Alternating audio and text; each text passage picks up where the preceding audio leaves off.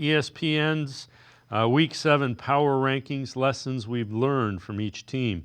They have the Chiefs 1, Vikings 2, Lions 3. The Browns are 29th, ahead of only the Panthers, Jaguars, and Patriots. Lessons learned: off-season concerns about the offense were legit. Offense has failed to take off, and the many off-season questions, from Watson's poor performance to the lack of cohesion on an injury-riddled offensive line, have consistently surfaced. Browns are the first team since the 2014 Jaguars to fail to score 20 points in each of their first 6 games. And we've said in the past couple of days that 2014 Jaguars team was 3-14, or 3-13. They were only playing. They would have been 3-14 if they were playing 17 games. They were only playing 16. But the Browns are doing things that bad football teams do.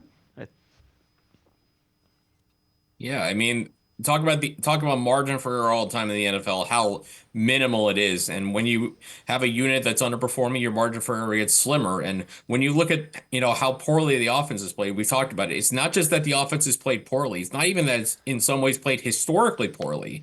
It's that they're playing historically poorly in a lot of areas against weaker NFL defenses. They're not facing the Vikings defense. They're not facing the Chargers defense, the Lions defense, any of those teams. Yes, they have the Chargers coming up in a couple weeks, but you look at some of the defenses they have played against, like the Jaguars, for example, and the Raiders. They've both struggled a lot through the season.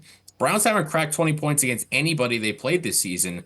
And if you're not scoring 20 points, this isn't 1981 where you can afford to win games by scoring 14 points because the way the game is. The rules favor the offense now. So if you hold a team under 20 points as a defense, you did your job. And the offense, with just all the investments they made in the offense, the coaching shakeup, the fact that it has just struggled the way it has for 6 weeks, I mean, it's just stunning to see that this offense just cannot seem to figure it out. That it seems like it's not getting better.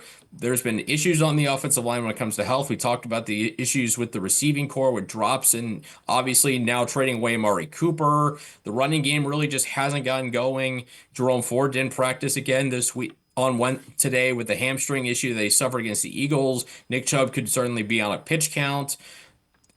And it just there's doesn't it's hard to imagine this offense just magically getting better because we have now, more than a third of the season down and done.